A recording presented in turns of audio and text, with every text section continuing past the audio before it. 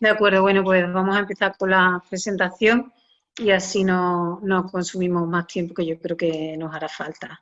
Yo soy Carmen Romero, soy la secretaria general de la Confederación de Empresarios de la provincia de Cádiz y quería daros la bienvenida a todos los asistentes y a Quirón Prevención por estar con nosotros hoy para tratar estos temas que tanto interés despiertan. De hecho, somos 150 personas que asisten al seminario online y ello porque nos encontramos en un escenario que cada vez pues, nos plantea distintas dudas, distintas inquietudes cuando se van produciendo nuevos casos y situaciones a nivel social, muchas veces, como ahora pasa con el inicio de los colegios, que se catapultan en la empresa y que tenemos que tomar decisiones cuando a lo mejor pues, no tenemos toda la información. De ahí que la Confederación con Quirón Prevención se haya propuesto hacer este seminario que se titula Cómo gestionar en la empresa las diferentes situaciones que se puedan dar ante un positivo o situación de cuarentena en el COVID-19, y para el que contamos también con la colaboración de la excelentísima Diputación Provincial de Cádiz. El objetivo de la sesión es saber gestionar de manera eficaz dentro de la empresa cuando haya una situación de positivo o de cuarentena, bien que se produzca dentro de la empresa, en el entorno familiar o en los centros escolares, que podamos saber cuál es el procedimiento, las herramientas y las pautas que deben emplearse ante esta nueva situación originada. Para ello vamos a contar con las intervenciones de Trinidad Pérez Martos, que es médico especialista en el trabajo, y Elisa Prieto Rivas, coordinadora del equipo técnico de la Oficina de Cádiz. Ambas pertenecen a Quirón Prevención, a quien quiero agradecer, como ya he dicho antes, su disponibilidad para participar. Y posteriormente, pues como ya ha dicho mi compañera Palma por el chat, pues contestarán a las preguntas que ustedes vayan poniendo a través de este mismo chat una vez que ellas terminen sus intervenciones. Pues yo, para no pillarles más tiempo, voy a pasar la palabra a Trinidad y a Elisa y les agradezco a todos que hayan elegido pasar esta hora con nosotros y formarse en este tema tan importante. Vale, bueno, buenos días a todos.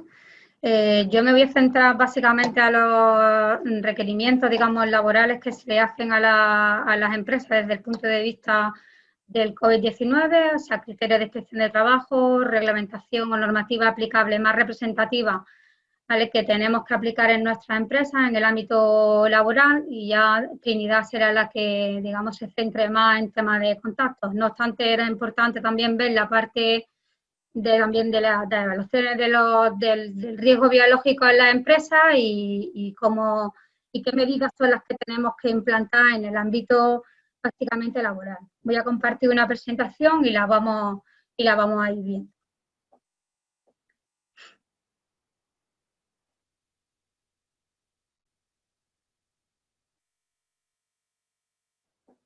Vale.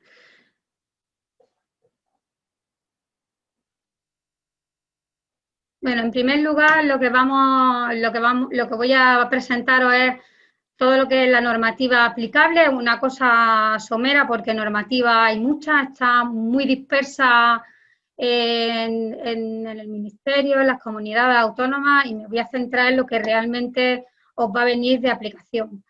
Después veremos el procedimiento de actuación, ¿vale?, para los servicios de prevención de riesgos laborales frente a la exposición a COVID, algo sobre el plan de respuesta temprana en un escenario de control de la pandemia y los criterios operativos que tiene la inspección de trabajo. Es decir, me voy a centrar en lo que se podría sancionar a una empresa en caso de incumplimiento. Muy bien, con respecto a la normativa aplicable, bueno, voy a hacer una especie de cronología, ¿vale?, de la pandemia. Lo primero fue el Real Decreto 463 del 2020, del 14 de marzo, en el que se declara el estado de alarma para la situación de crisis sanitaria, en el que, como todos sabemos, nos confinaron a la población, a excepción de todos los servicios esenciales. Y bueno, aprobado por el Consejo de Ministros el 28 de abril, pues pasamos a todo el plan de transición hacia la nueva normalidad, con todas las fases, en el que, bueno, tenemos que ir los servicios de prevención, básicamente estuvimos al servicio de la empresa dando todas las recomendaciones por fases, desde la fase 0 hasta la fase 3, y hasta el fin del estado de alarma que se produjo el 21 de junio. ¿Vale? A partir de ahí, bueno, previamente ya hubo muchísima legislación, ¿vale? Por fases, pero me voy a centrar en lo que a día de hoy vamos a tener que aplicar en nuestras empresas.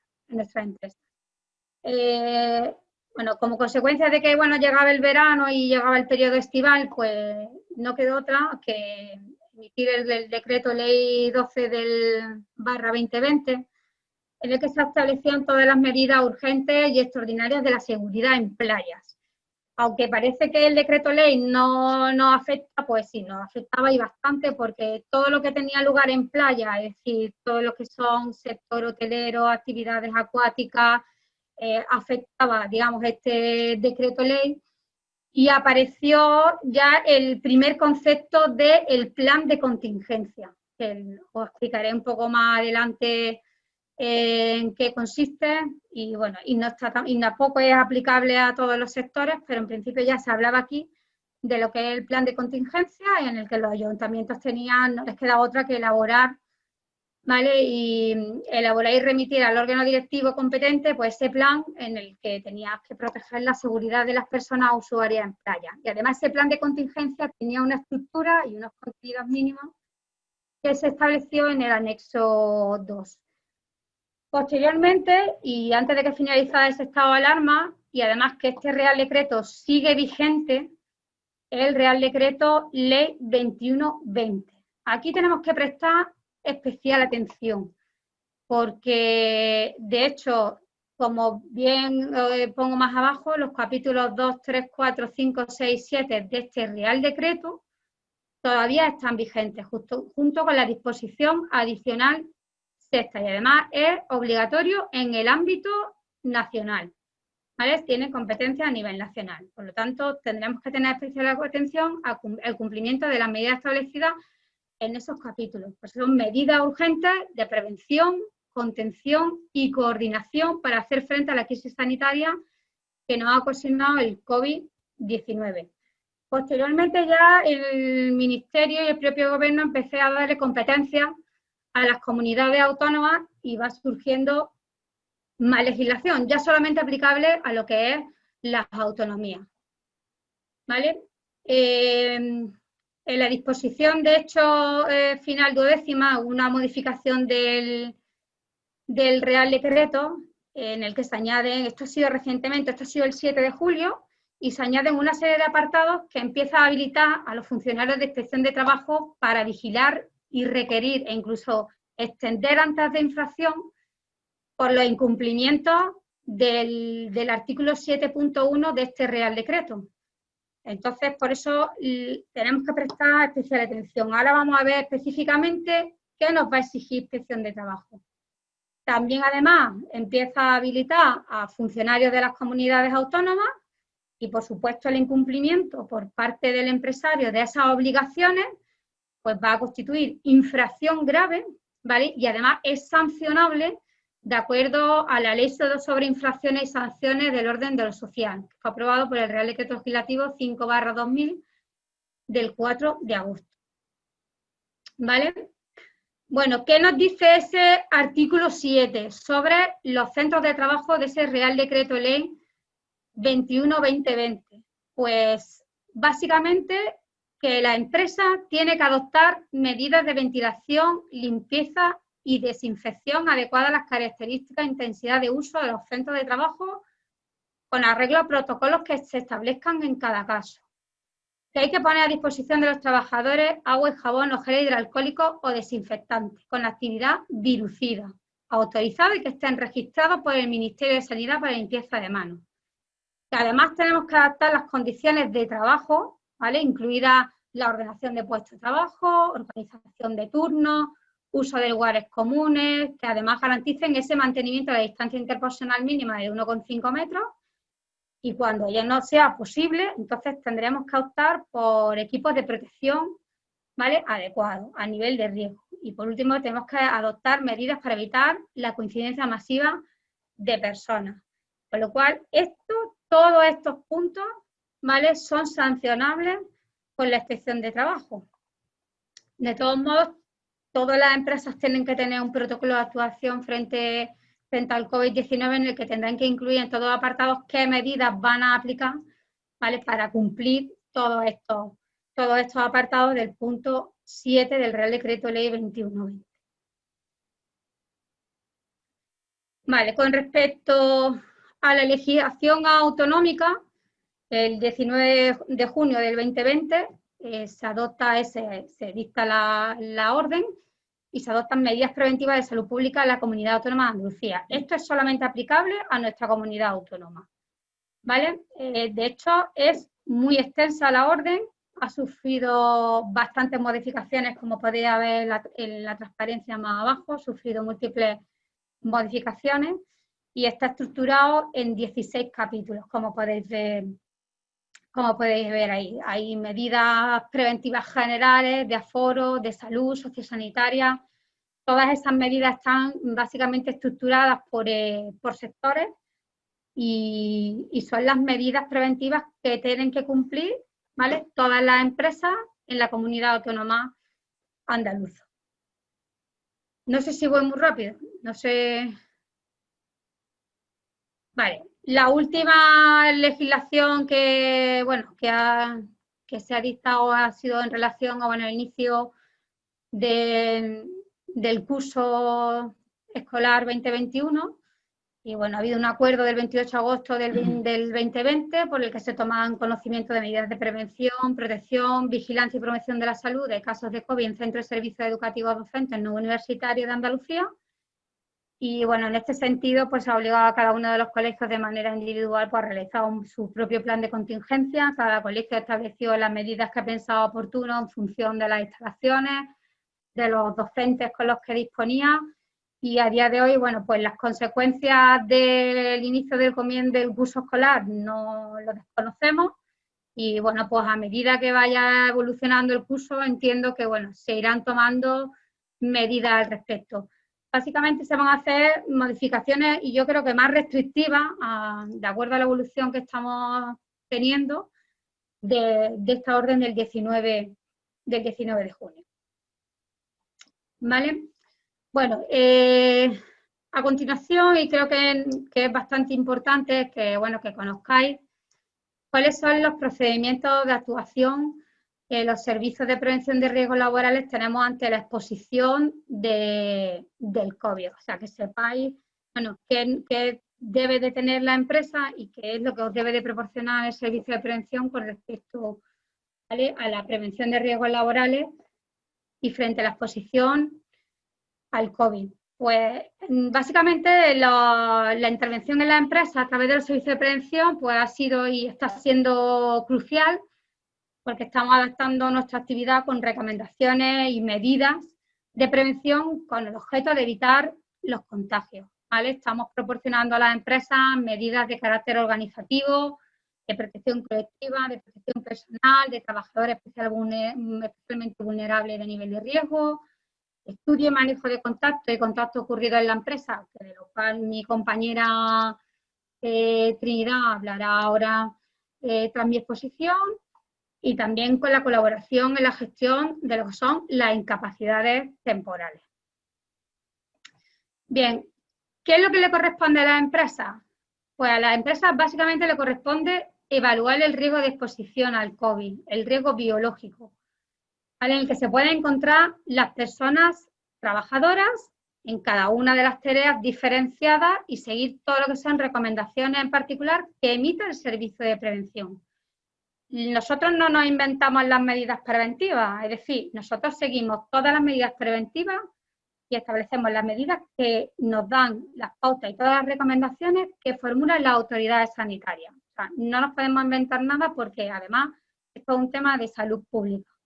Por tanto, las medidas todas están en la legislación que esté vigente, tanto en la estatal como en la autonómica.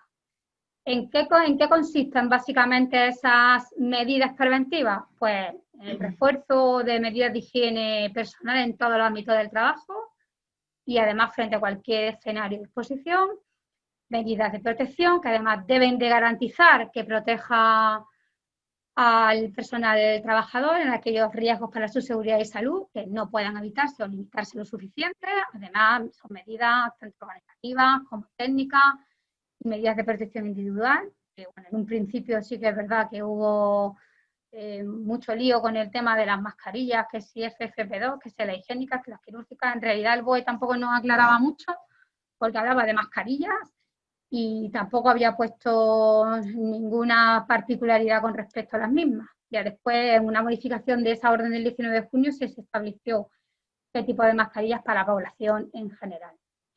¿Vale? También medidas de información e información para poder implantar medidas organizativas, higiénicas y técnicas entre el personal trabajador y la higiene en los lugares, ¿vale?, de trabajo. ¿Cuál es la metodología de evaluación del riesgo biológico ante la exposición del coronavirus que estamos llevando a cabo? Por lo menos esta es la metodología que está realizando Quirón Prevención. En principio, con respecto a la severidad del daño o nivel de consecuencia que tiene el agente biológico coronavirus SARS, es una severidad alta. Y después tenemos la probabilidad del daño, la hemos considerado en función de unos escenarios, ¿vale?, de exposición de riesgo. Entonces consideramos 3 niveles de exposición de riesgo a los cuales pueden estar, ¿vale?, expuestos los trabajadores. Por una parte tenemos una exposición de riesgo, serían todas aquellas situaciones laborales que pueden producir un contacto estrecho con un caso sospechoso confirmado de infección por SARS-CoV-2. Tendríamos la situación de bajo riesgo, que son aquellas situaciones laborales en la que la relación que se pueda tener con un caso sospechoso confirmado no incluye un contacto estrecho. Y estaríamos en otro escenario que sería la baja probabilidad de exposición, ¿vale?, que son trabajadores que no tienen atención directa al público o si la tienen se produce a más de 1,5 metros de distancia o disponen de medidas de protección colectiva que evitan el contacto, ya sea una mampara de cristal, una separación, ¿vale?, de cabina, de ambulancia, etc.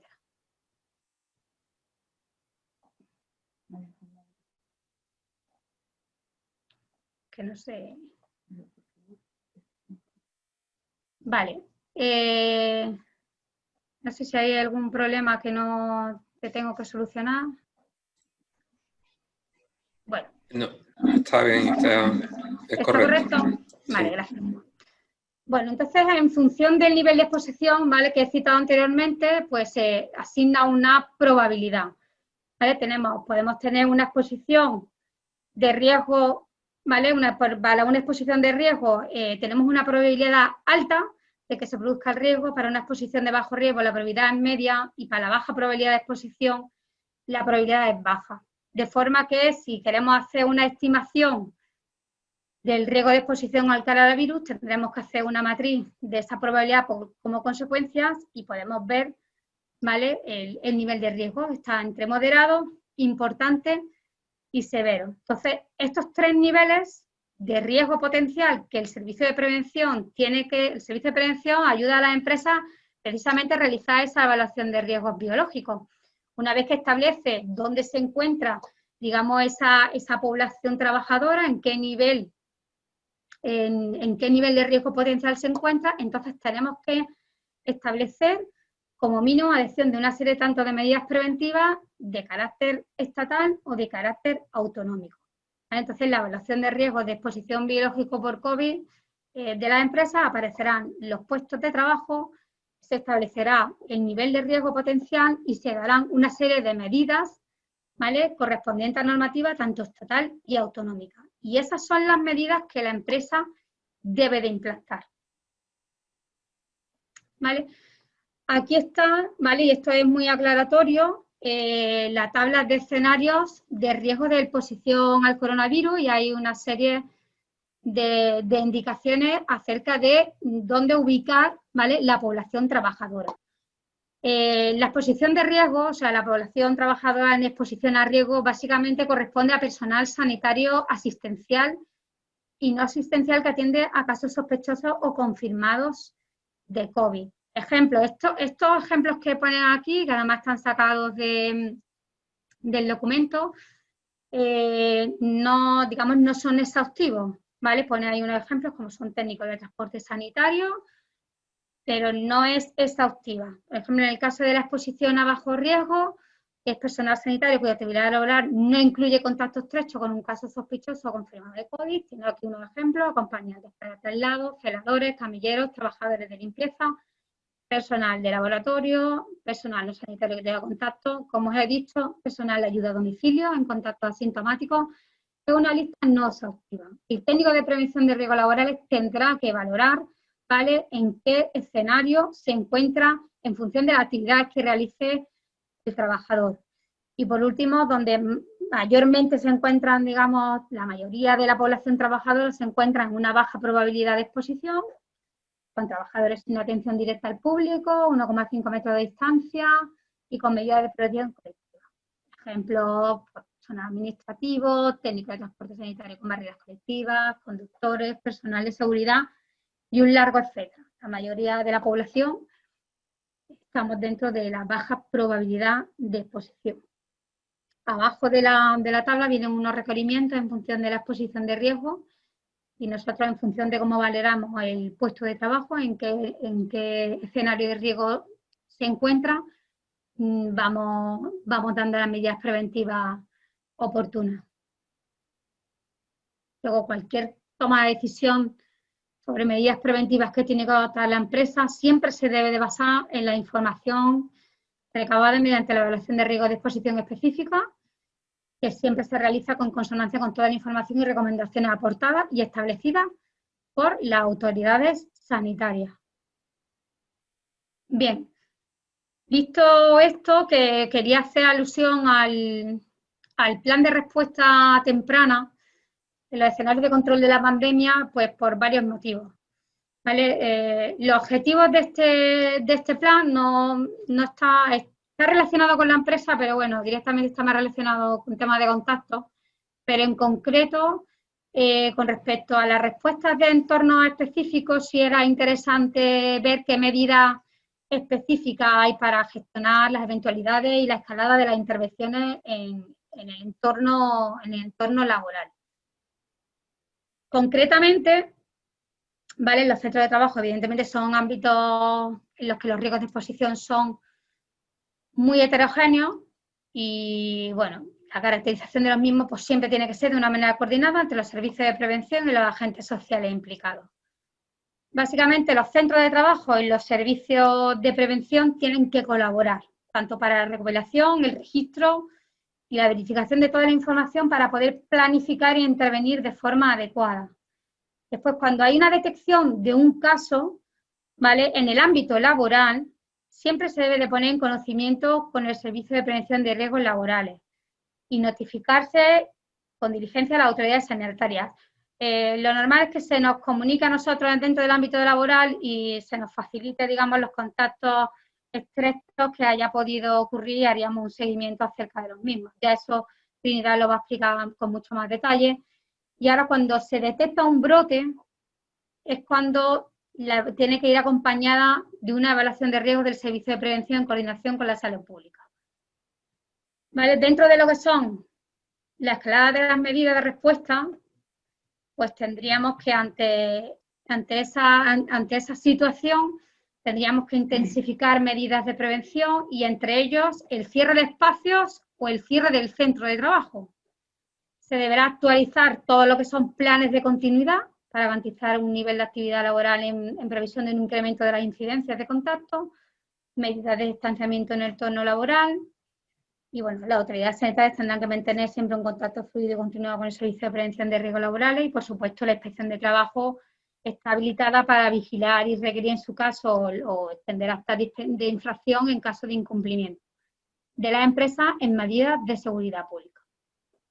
Concretamente, y en este cuadro de actuaciones sobre los centros laborales, ¿vale? En el plan de respuesta temprana, ¿vale? Hay una parte que es solo de actuación de centros laborales, pero ahí está especificado también por sectores.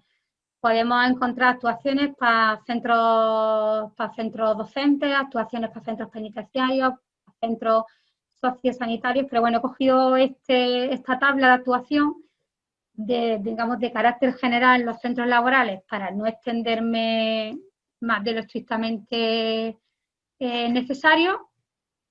Y podemos ver, bueno, pues que tenemos unas actuaciones basales, las actuaciones ante un caso y actuaciones ante un brote, ¿vale? Cuando tenemos el caso que más nos puede preocupar en la empresa es cuando tenemos un brote. En este caso, pues dentro de las medidas de contención, aparte de la notificación al Servicio de Prevención de Riesgos Laborales, notificación de salud pública, se ha hecho una evaluación de riesgos para intensificación de medidas. Lo que más preocupa son los cierres de los espacios afectados, si se ha organizado en sectores independientes y si no, el cierre del centro de trabajo. ¿Vale? La inspección de trabajo también la han habilitado para poder hacer, digamos, requerimientos a sanidad para que cierren los centros de trabajo en el caso de que no se cumplan las medidas preventivas oportunas. Y por último, y además creo que es bastante importante conocer qué criterios operativos son los que maneja inspección de trabajo. ¿Sí? Bueno, aquí he puesto las modificaciones que se ha hecho al criterio operativo que determina inspección de trabajo, el 102-2020. Entonces, bueno, es importante que si tenéis ocasión, de todas formas, bueno, cuando termine la exposición, si le voy a dejar, la presentación se la vamos a dejar a la Confederación de Empresarios, incluso, bueno, hay documentos aparte, como puede ser estos criterios operativos, que también se los voy a dejar en una carpeta y que lo ponemos a disposición de todos para que los conozcáis. Estos criterios operativos es interesante que os leyerais la extracción técnica, la 103/2020, que es la modificación, y realmente lo que recoge son todos los criterios de actuación inspectora para vigilar el cumplimiento, que hemos dicho que este es de carácter estatal, del Real Decreto Ley 21/2020. ¿Vale? Como os he comentado ya, se ha habilitado la inspección de trabajo para vigilar, requerir, incluso extender actas de infracción por el artículo 7.1, pero además se ha incluido el que, bueno, se puede proponer sanción porque existe una falta de formación e información a los trabajadores. Bueno, en Quirón Prevención, pues tenemos una gran plataforma en la que, bueno, es una plataforma online en la que, bueno, disponemos de un gran número de cursos formativos por sectores para, bueno, para formar a los trabajadores en el COVID. Entiendo que la información tiene que partir, a los trabajadores tiene que partir de la evaluación del riesgo biológico que tiene la empresa e informar en función de en qué escenario se encuentre la población trabajadora de la empresa, aplicar las medidas preventivas oportunas y que el trabajador conozca cuáles son sus obligaciones, ¿vale? Con respecto a esa información que se le está dando. Por otra parte, y respecto a digamos, a tener documentadas las medidas preventivas que se implanten en la empresa, en principio no serían sancionables. Pero claro, yo opino que desde el punto de vista de que si tenemos que demostrar que estamos haciendo prevención de riesgos laborales y que estamos aplicando las medidas preventivas oportunas establecidas por las autoridades sanitarias, pues cuanto más registros documentales tengamos al respecto, mucho mejor, aunque a día de hoy, de acuerdo con esa instrucción técnica, no sea sancionable. Y por otra parte, bueno, también en este criterio operativo, en esta modificación del 102, pues bueno, no se podrán extender actas de infracción por incumplimiento de las normas autonómicas de salud pública referidas al COVID-19, ni en los casos de normas sanitarias estatales distintas al artículo 7.1. Vale, pues hasta aquí digamos, estaría, bueno, sería la presentación de la parte puramente técnica. No sé yo si he corrido, no sé si he corrido demasiado, pero bueno, deciros eso, que hay que irse a la legislación, que hay que estar verificando continuamente la legislación y las modificaciones que se hacen a la legislación vigente. Y bueno, hasta aquí llegaría la parte técnica. Durante la presentación, personalmente no hemos podido ver las preguntas que nos hacíais. Vamos a echar un vistacito. Hay un par de preguntas, si queréis responderlas. Sí, por favor. Sí. Una dice, ¿cómo se establece el criterio para establecer exposición del riesgo del trabajador? Porque parece algo subjetivo. Bueno, nosotros, partiendo del cuadro de la valoración de la exposición, bueno, subjetivo. Primero partimos del conocimiento del puesto de trabajo y de las actividades que realiza, digamos, el trabajador en su puesto. Y de ahí, subjetiva. El técnico, evidentemente, es el que va a determinar en qué escenario se va a encontrar. Fuera del sector sanitario y sociosanitario, casi la inmensa mayoría de la población va a estar en una baja probabilidad de exposición. Eso hasta ahí, la función técnica es precisamente valorar en dónde lo tenemos en qué escenario lo tenemos que encuadrar. Vale, y hay otra pregunta que nos dice, ¿cuál es el comportamiento de la empresa y del servicio de prevención ante un contacto estrecho con una persona sospechosa de COVID-19? Vale, esa parte ya corresponde a Trini, si ella quiere responder. Yo creo que mejor hacemos la presentación y después, si ha quedado alguna duda al respecto, pues podemos ya matizar esa duda que haya quedado. Muy bien. ¿Os parece? Perfecto. Un poquito extraña. Sí. Ahí. Vale. Bueno, pues nada, como ya ha comentado la compañera, mi nombre es Trinidad Pérez, soy el médico de medicina del trabajo, o uno de los médicos de medicina del trabajo del Servicio de Prevención Quirón en Cádiz, y vamos a intentar enfocar desde el punto de vista práctico con los problemas, desde el punto de vista de la salud, que se puede encontrar el empresario en la gestión de la pandemia COVID. Entonces vamos a ello. ¿Cómo haríamos para compartir?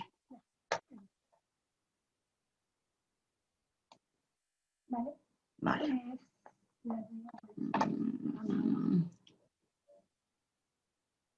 Esto puede ser.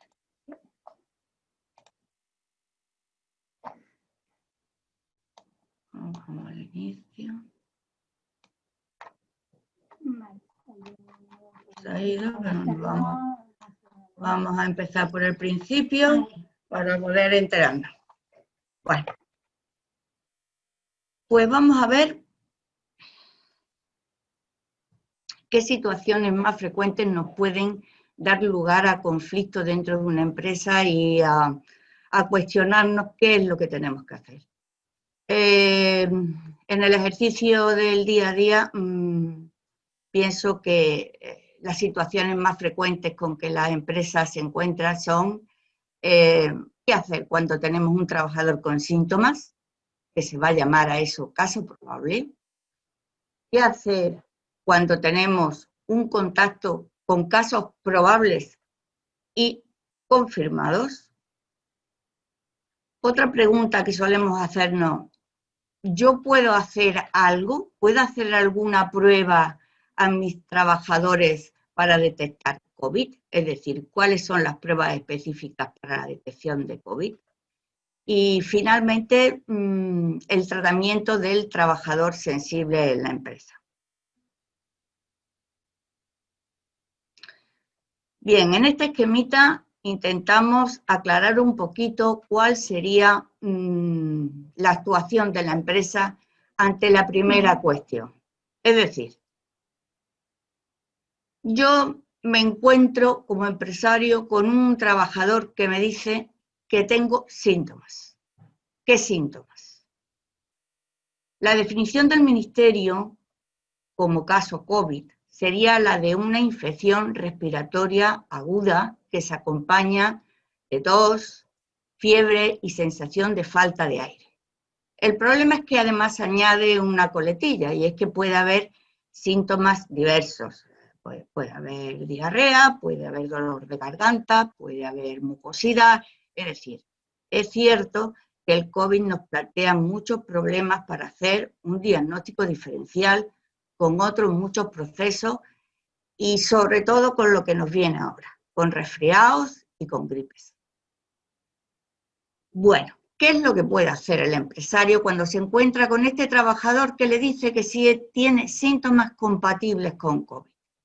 En primer lugar, el empresario tendrá que decirle al trabajador que se vaya a su casa a aislamiento domiciliario, que llame al teléfono que está determinado, en nuestro caso por la Junta de Andalucía, para consultar este tipo de temas. Lo reflejo cuál es, pero bueno, está en internet, lo podemos encontrar fácilmente.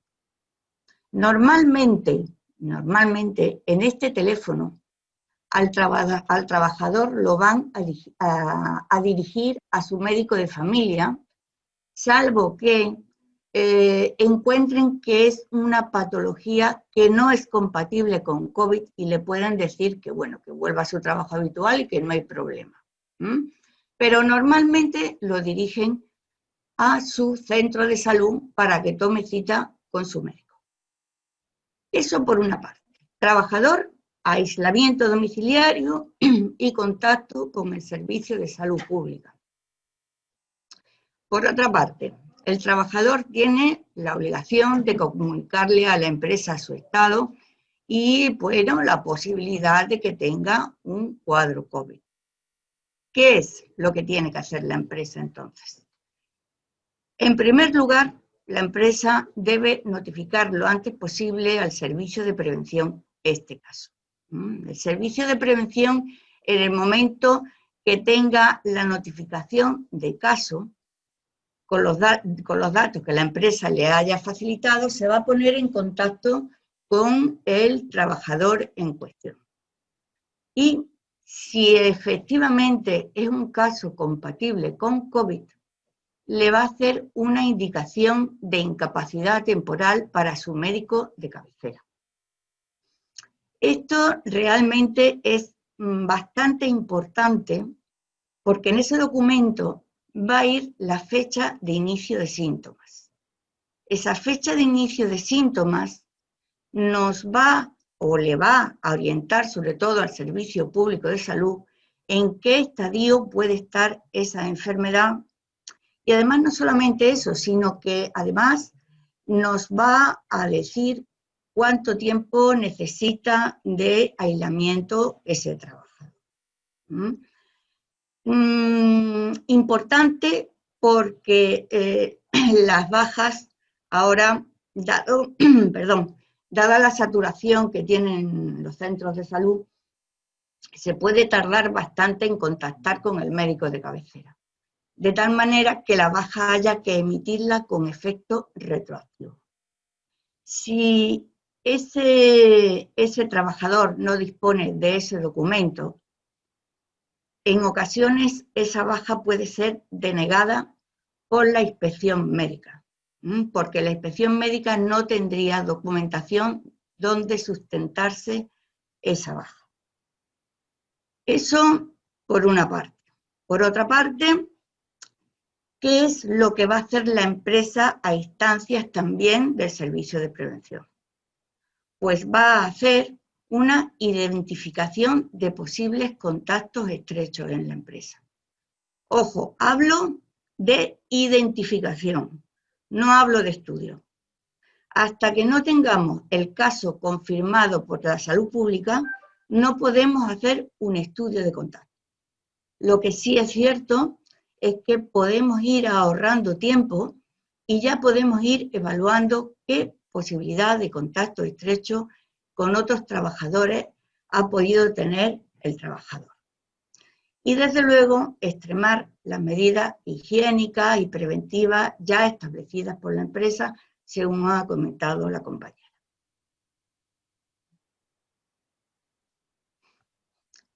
Muy bien. Si nos situamos en la anterior diapositiva, vemos que nos hemos quedado en el centro de salud. Ahora lo que necesitamos es confirmar que ese trabajador es caso COVID. Según las instrucciones del Ministerio de Sanidad, las PCR deberían de realizarse en un plazo máximo de 24 o 48 horas. Eso, por desgracia, en la actualidad no está siendo así y el diagnóstico se está demorando bastante. Por eso, además, insisto en la conveniencia de que ese trabajador, ese inicio de síntomas, esté de alguna manera confirmado, constatado en un documento que emitimos para el Servicio de Salud Pública. Entonces, bien, una vez llegado al caso de que efectivamente hay una PCR que es positiva, es cuando tenemos que hacer el estudio de contacto.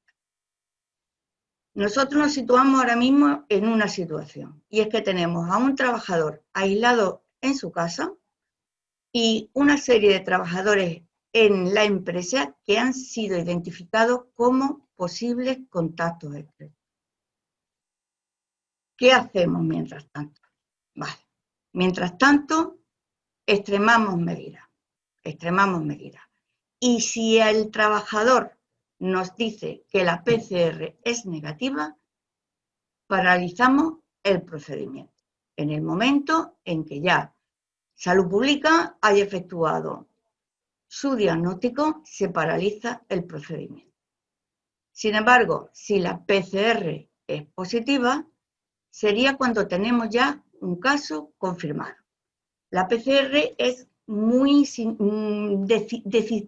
decide totalmente si es un caso confirmado o no.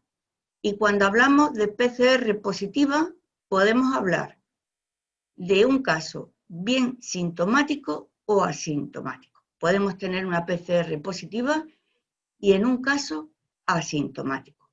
Tanto el uno como el otro, en el medio laboral corresponde el estudio de contactos dentro de la empresa. Por otra parte, es verdad que hay que hacer mención a que si bien nosotros vamos a hacer el estudio de contactos en la empresa, a su vez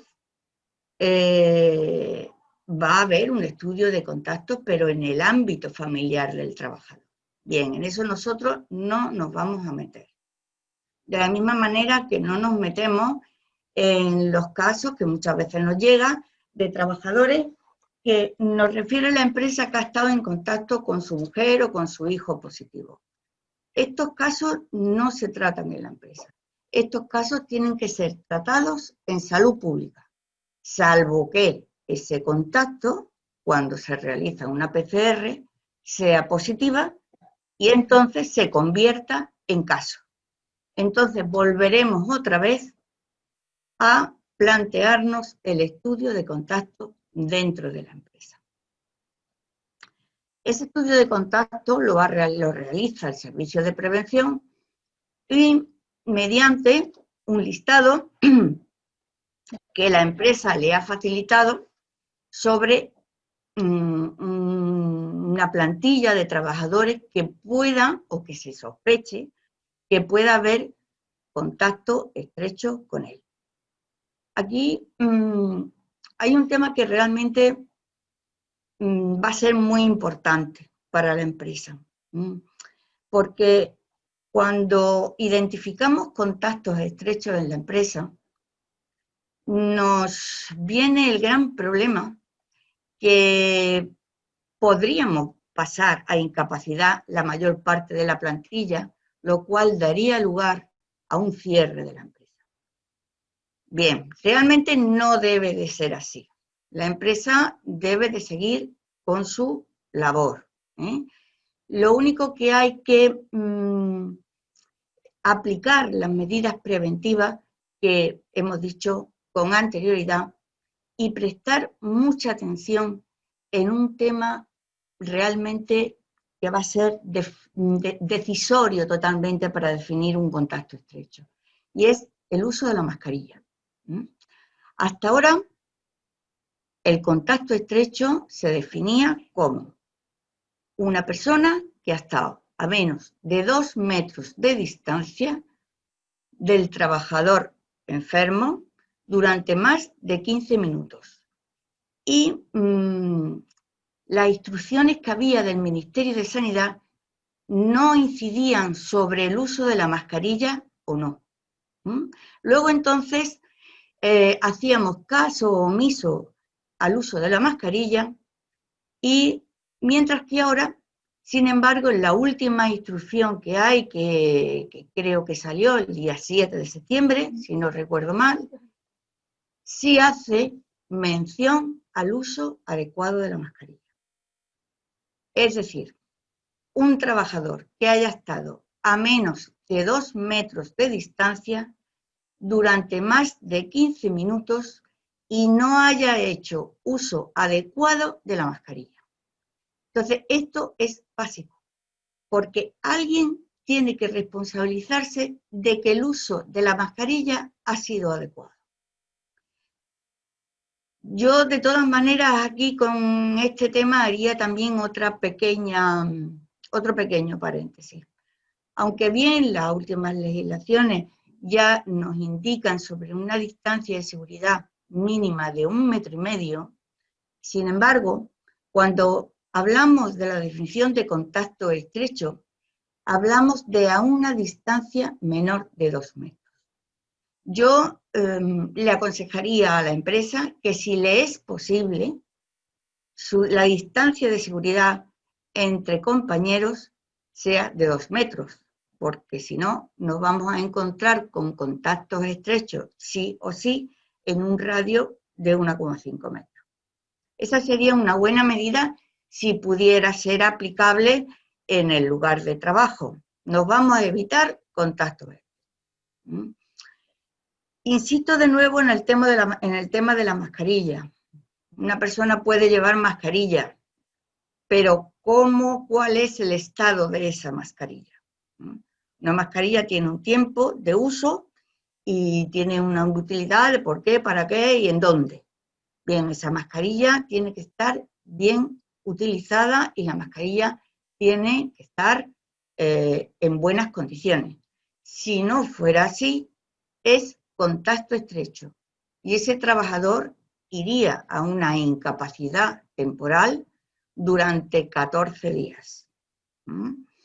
Así pues, creo que es importante transmitir la importancia que va a tener el buen uso de mascarillas dentro de la empresa, ya que nos va a evitar incapacidades de gran parte de una plantilla cuando nos encontramos con un caso o un brote de enfermos de COVID en la empresa. Eso por una parte. Por otra parte, ¿cuándo debemos o desde dónde debemos buscar los contactos en la empresa? Esos contactos deben de buscarse si el trabajador ha tenido síntomas 2 días antes del inicio de los síntomas. Si el trabajador no ha tenido síntomas, sino simplemente es un PCR positivo sintomático, a lo mejor le han hecho un PCR porque es contacto estrecho con su mujer o con su hijo. Bien, si es asintomático, los contactos tendrán que buscarse desde 2 días antes de la fecha del diagnóstico. A partir de ahí. Bien, una vez que esto se ha realizado y una vez identificados los contactos estrechos de la empresa, que como hemos dicho lo realiza el Servicio de Prevención previa información de la empresa de ese grupo de trabajadores que pudiera cumplir los requisitos de contacto estrecho, entonces el SPA definirá si lo es o si no lo es. Si no es contacto estrecho, puede ser un contacto casual si no cumple todos estos requisitos. Lo único que hay que hacer es extremar las medidas higiénicas y de vigilancia. Ahora bien, si es contacto estrecho, el Servicio de Vigilancia de la Salud, el Servicio de Prevención, hará una indicación de incapacidad temporal a su médico de cabecera por aislamiento. Otra actuación que es importante que realiza el Servicio de Prevención es que con ese listado de contactos, sobre todo contactos estrechos, aunque también se pueden notificar los casuales, pero sobre todo los estrechos, hace una notificación al Servicio de Epidemiología de la provincia.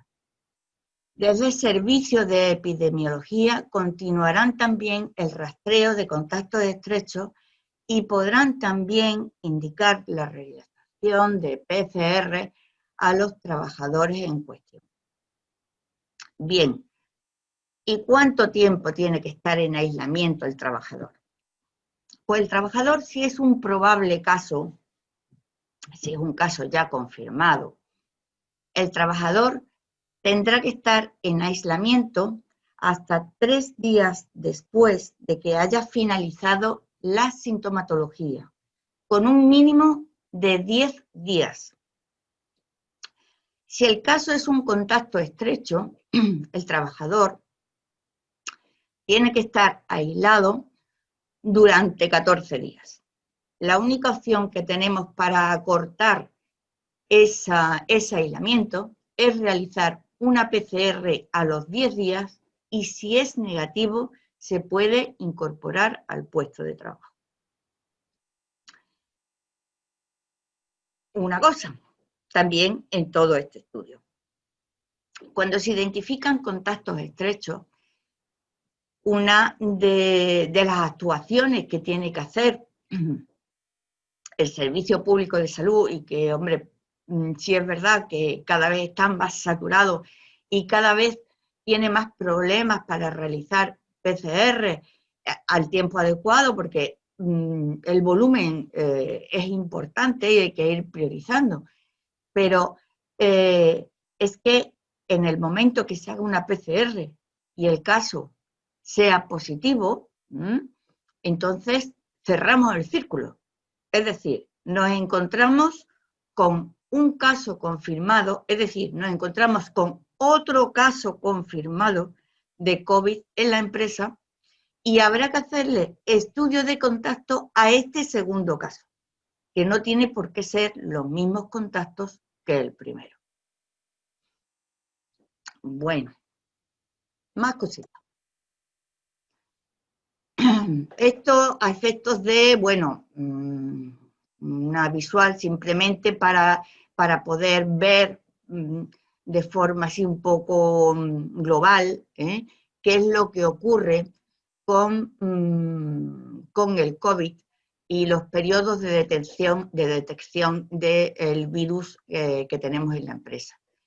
En el caso de un caso probable para hacer el diagnóstico de la enfermedad, echamos mano de pruebas diagnósticas y fundamentalmente para el diagnóstico tenemos la PCR. La PCR se usa para diagnosticar básicamente la enfermedad.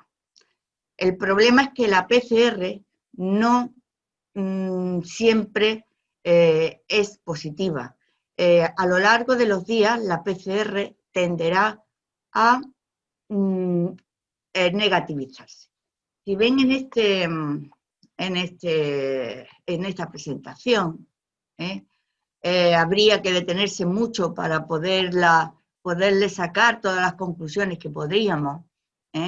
Aquí vemos qué es lo que ocurre tanto en una persona asintomática como leve, como grave o en periodos críticos. Realmente, dependiendo del cuadro clínico de esta persona, si conforme aumenta la gravedad, va a aumentar la capacidad de transmisión del virus. Las PCRs va a ser lo primero que se positiviza en los casos. Un momentito, porque aquí tenemos que se nos está yendo la batería, creo. Sí.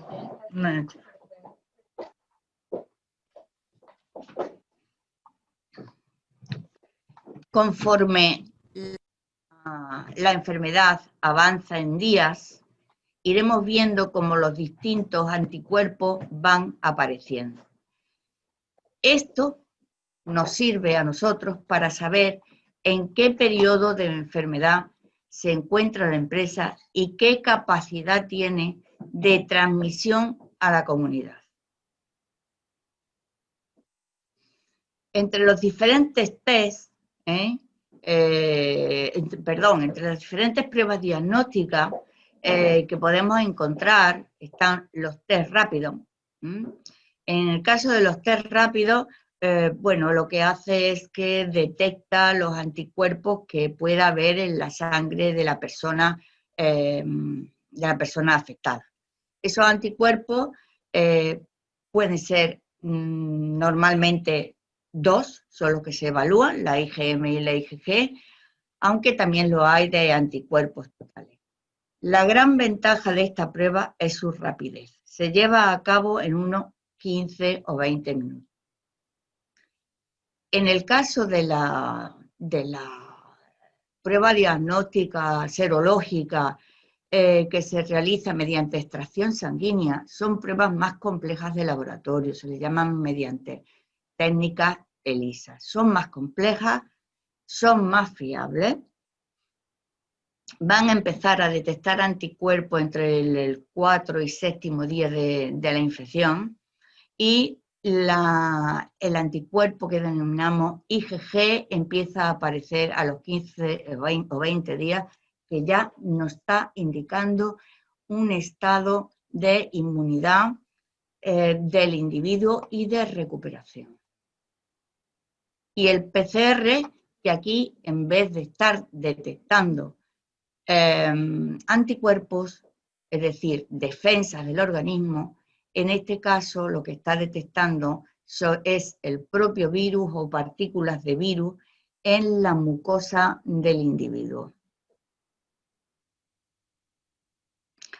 No obstante, es verdad que todas las pruebas no nos dan un diagnóstico al 100%.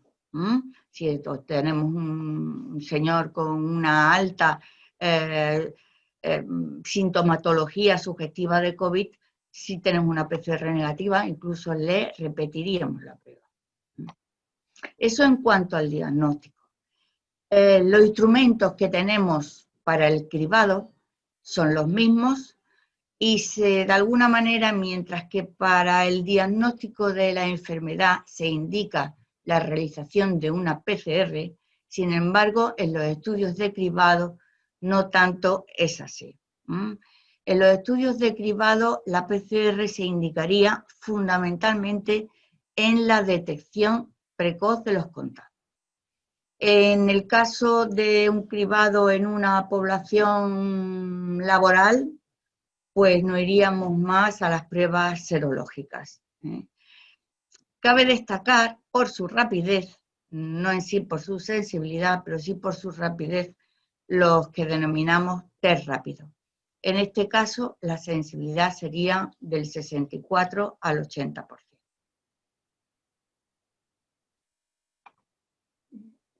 Bien, en este cuadrante creo que, salvo que hay a alguien que le interese de forma especial, creo que tampoco viene aquí a esta reunión, pero sí lo he traído por si acaso hay alguien más interesado en estas cuestiones, que es en la determinación de en qué situación nos encontramos en función del resultado de las pruebas de laboratorio. Este sería igual. Y pasamos para ver brevemente el tema de los centros educativos. Los centros educativos estamos arrancando ahora. Realmente todavía no hemos notado una una gran presión con este tema. Seguramente la tendremos, porque además vendrán los resfriados y las gripes, ¿eh? Y bueno, nos vamos a encontrar con bastantes papeletas. En primer lugar, en un centro educativo, si encontramos un sospechoso, un caso sospechoso, sea de un docente o sea de un alumno, ¿qué hacer? Pues aislamiento del caso sospechoso y mientras tanto la actividad docente se mantiene. En cuanto a la definición de contacto estrecho en los centros educativos, básicamente la forma de tratarlo se diferencia en función si se han establecido grupos de convivencia estable. Si se encuentra un positivo en un grupo de convivencia estable, todos los compañeros de ese grupo irán a aislamiento. En el caso de que una clase no esté organizada como tal, volvemos a la definición anterior de contacto estrecho, es decir, distancia menor a 2 metros, más de 15 minutos de tiempo y evaluación del uso adecuado de la mascarilla que determina si es contacto estrecho o no. Si el uso es adecuado de la mascarilla, no será contacto estrecho. Y eso lo tiene que realizar la persona responsable designada para tal efecto en el centro escolar. Por otra parte, lógicamente serán los convivientes de los casos confirmados, en el tema de contacto estrecho lo que tendrá que estudiarse, y bueno, pues cualquier profesor también que haya estado a menos de 2 metros y más de 15 minutos sin la correcta utilización de la mascarilla. La mascarilla comienza a ser un elemento esencial en la determinación de contacto estrecho y, por lo tanto, en la paralización o no de actividades en una empresa. Otra cuestión que preocupa dentro de las empresas es la determinación de los trabajadores sensibles. Bien, esta determinación de trabajadores sensibles apareció con posterioridad a las evaluaciones de exposición al riesgo que nos ha presentado la compañera. Aquí el Ministerio lo que nos da son unas tablas para poder evaluar en función de qué tipo de patología presenta el trabajador con el nivel de riesgo que existe en la empresa.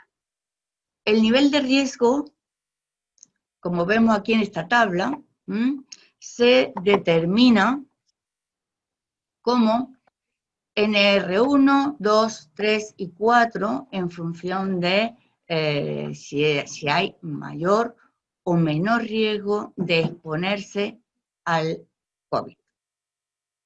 En cuanto a las enfermedades, no valen todas. Las enfermedades es un grupo de enfermedades determinadas por el Ministerio, la que según experiencias recogidas hacen al trabajador más sensible y con más frecuencia pueden provocar complicaciones en la evolución de la enfermedad. Son estas que están aquí: enfermedades cardiovasculares, hipertensión, diabetes, enfermedad pulmonar crónica, hepática crónica, renal crónica, inmunodeficiencia y cáncer en tratamiento activo.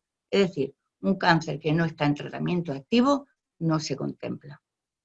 También contemplaríamos que serían ya por sí mismos trabajadores vulnerables los mayores de 60 años y el personal con obesidad mórbida, en función del índice de masa corporal que sea mayor de 40.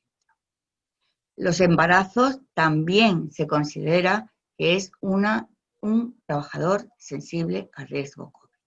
Pero lo que nos encontramos en la actualidad y lo que a lo mejor en la población general es difícil de entender es por qué en la actualidad a los trabajadores sensibles, a casi todos, la conclusión de ellos es la misma. Es decir, si tienen una de estas enfermedades, efectivamente es trabajador trabajador sensible, pero habitualmente puede seguir trabajando en su trabajo habitual. Cuidado, el trabajo habitual se entiende que ya se han adoptado las medidas preventivas que tiene que adoptar la empresa y que le obliga el ministerio a adoptar. O sea, eso no significa que vaya a trabajar con un riesgo similar al que tenía con anterioridad. Se entiende que la empresa ya ha adoptado todas las medidas de prevención. Teniendo en cuenta esto y teniendo en cuenta que el ministerio, en función de este argumento, entiende que toda la población estamos en un nivel de riesgo 1, es decir, similar al riesgo comunitario en general. El riesgo que tiene que controlar una empresa es el riesgo que determine que sea superior al nivel de riesgo que está en la comunidad. El Ministerio entiende que si se han adoptado las medidas de preventivas adecuadas, el nivel de riesgo que existe en las empresas es el nivel de riesgo NR1. Quiere decir, si observamos esta tabla, que si aplicamos el nivel de riesgo NR1, todos los trabajadores van a trabajar. Aquí habéis visto que hay dos tablas distintas. Una es para el riesgo en población sanitaria o sociosanitaria y otra es para los no sanitarios o sociosanitarios. Bien, NR1 a toda la población. Conclusión, entonces, nos encontremos en el tipo de enfermedad que tengamos. Conclusión es que es similar a riesgo comunitario, trabajo sin contacto con personas sintomáticas. Bien, todos van a ir a este tipo de conclusión. Insisto, las medidas preventivas tienen que estar tomadas por la empresa. Y la organización de la empresa, en cuanto al plan que tenga en cada lugar de trabajo, pues orientará a reubicar o no a trabajadores sensibles en función de las posibilidades de cada empresa, o simplemente no es necesario porque se han adoptado las medidas preventivas que indica el Ministerio. Únicamente la excepción a esto es el tema de trabajadores sanitarios, sociosanitarios o asimilables que trabajan de forma habitual con enfermos COVID.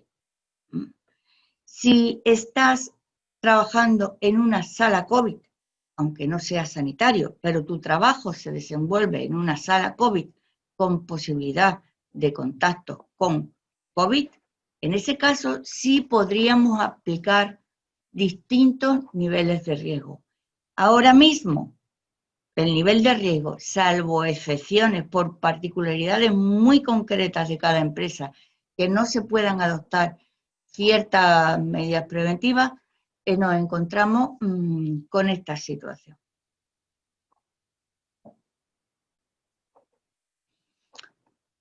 Básicamente, con esta presentación lo que sí quiero transmitir es la importancia que tiene que los trabajadores usen las medidas de prevención impuestas por el Ministerio.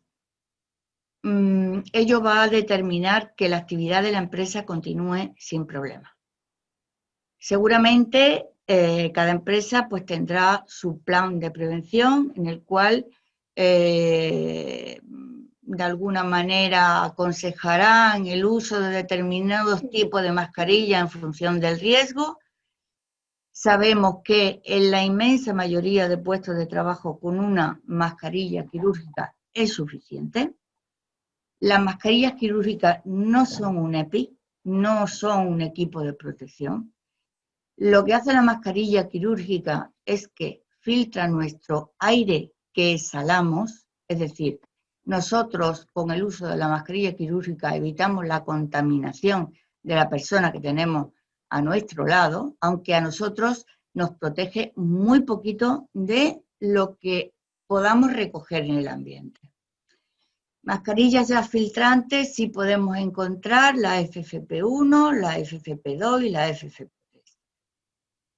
Insisto, las quirúrgicas, en la inmensa mayoría de trabajos, suficiente. Que por lo que sea convendría elevar el nivel de protección, bien porque no se pueda mantener las distancias de seguridad establecidas o por cualquier otro motivo, podríamos echar mano ya de las FFP1, FFP2. La FFP3 sería la de máxima eficacia de filtración y queda para el uso de personal, sobre todo sanitarios, en centros donde se provoquen aerosoles. O sea, no los sanitarios por sistema van a utilizar esta mascarilla. Los sanitarios por sistema utilizan las quirúrgicas.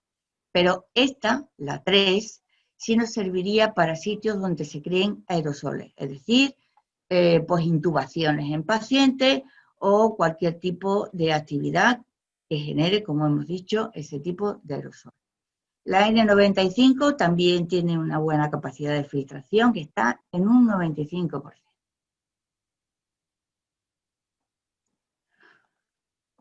Y hasta aquí hemos llegado, únicamente a la espera de vuestras preguntas que hayan quedado en el aire.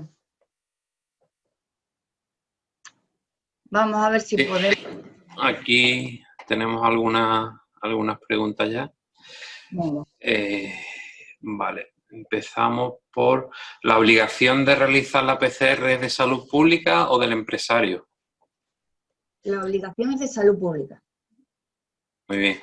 Y la obligación es de salud pública. Que un empresario en un momento dado, por una determinada necesidad que se le plantee, pues quiere hacer una PCR, bueno, pues la puede hacer.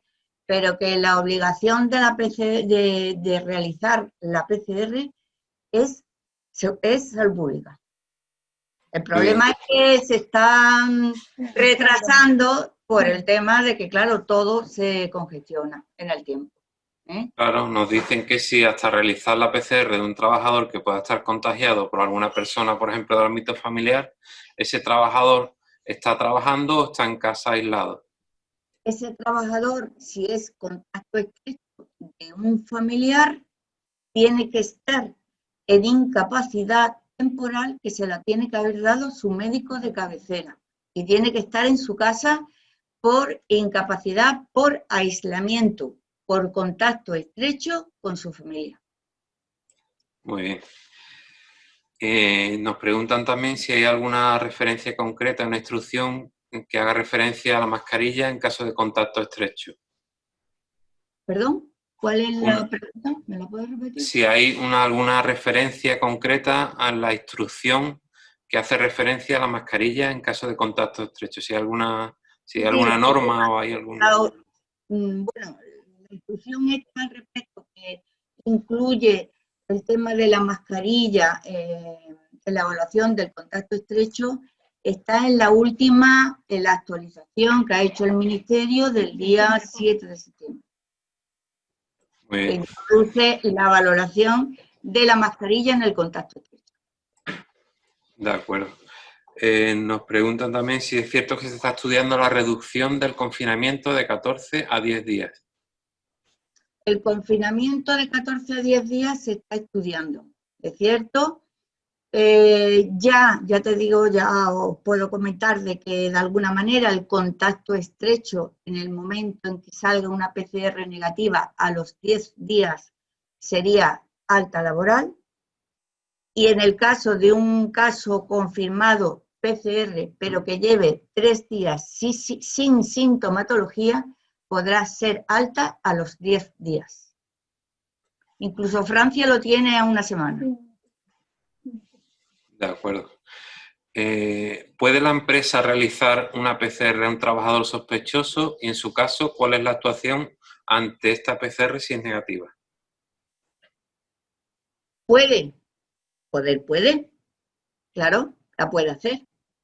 Aunque sea responsabilidad de salud pública, si por cualquier motivo el empresario quiere efectuar una PCR a ese trabajador por motivos varios, la puede hacer. Si la PCR es negativa, pues no pasa nada. El caso no es confirmado y puede continuar con su actividad laboral normal. En el caso de que saliera una PCR positiva en una entidad privada, por ejemplo, aquí Quirón o cualquier laboratorio existente que realicen la prueba, es responsabilidad de ese laboratorio su comunicación a epidemiología, si es positiva. Muy bien. ¿Se responsabiliza al empresario del uso adecuado de la mascarilla de su personal? Pues parece ser que hasta cierto punto sí. O sea, no es que se responsabilice, pero si efectivamente a la hora de considerar un contacto estrecho dentro de la empresa, el empresario no se responsabiliza de que esa mascarilla sea utilizada correctamente, ¿quién se puede responsabilizar? Claro, Si no hay nadie que pueda responder de que las mascarillas están perfectas, vamos, en uso perfecto, o no se lo ha quitado los trabajadores en los momentos que ha habido contacto estrecho, pues lógicamente entonces se va a determinar que eso es contacto estrecho y pasará a incapacidad.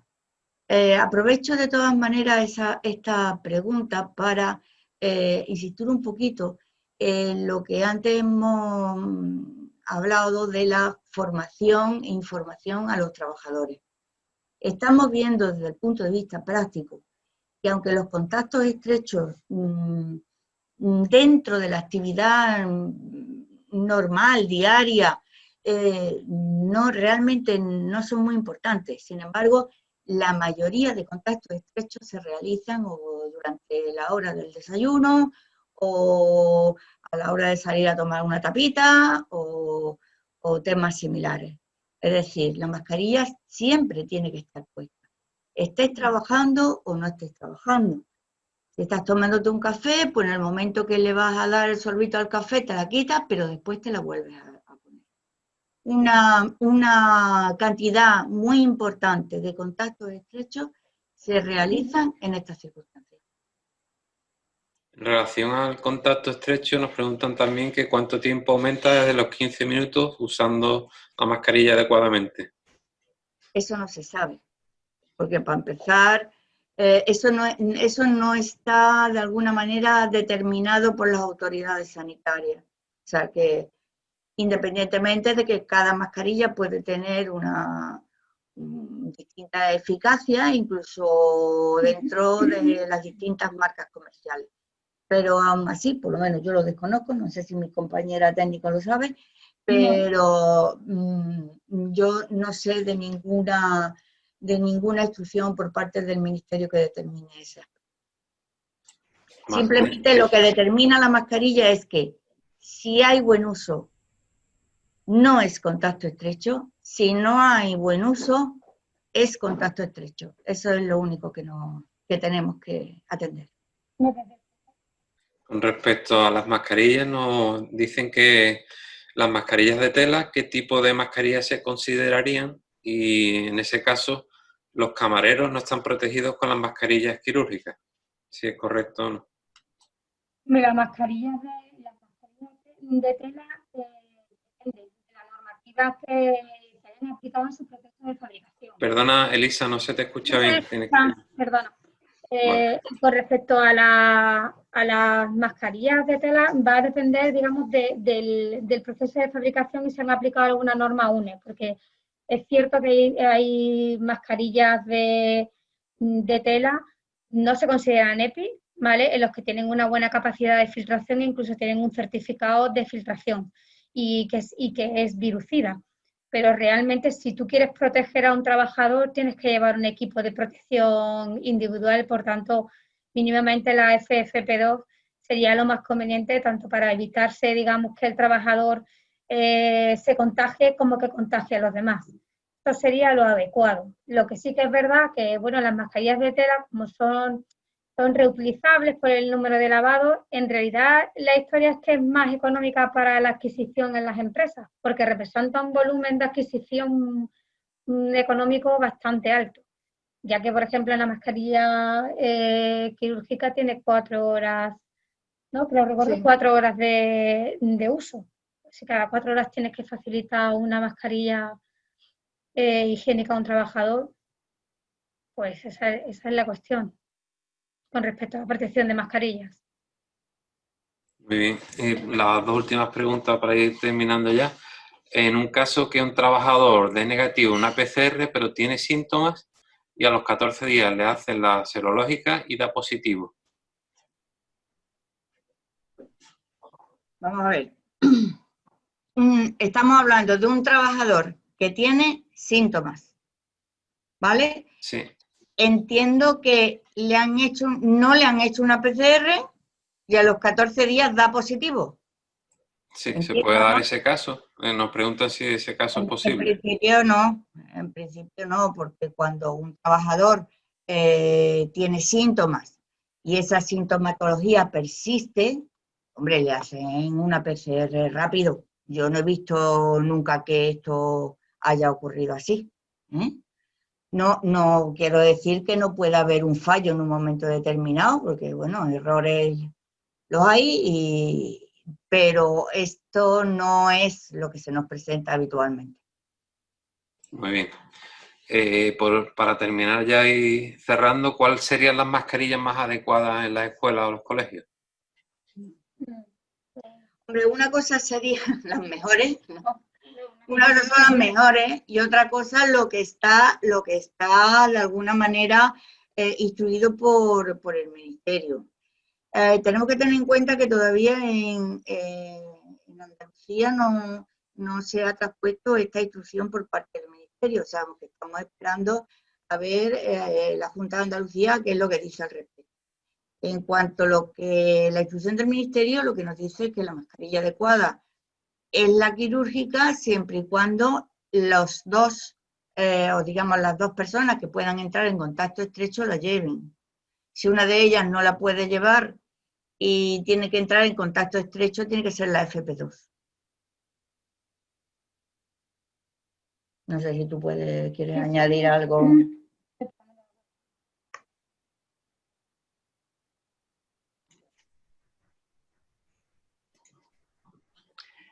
Bueno, pues vamos a terminar aquí con la exposición de preguntas tan interesantes. Nos hemos pasado del tiempo alrededor de unos 25 minutos aproximadamente. Comentarles que si tienen algún tipo de consulta la pueden enviar al siguiente correo electrónico prlc@empresariosdecadiz.es. Las preguntas que se hayan quedado por contestar las contestaremos y se las iremos enviando poco a poco. Y por último, pues agradecer tanto a Elisa como a Trinidad la maravillosa exposición tan buena y tan útil que nos han ofrecido, y a Quiroprevención, por supuesto. Pues nada, muchísimas gracias a todos. Venga, gracias a vosotros.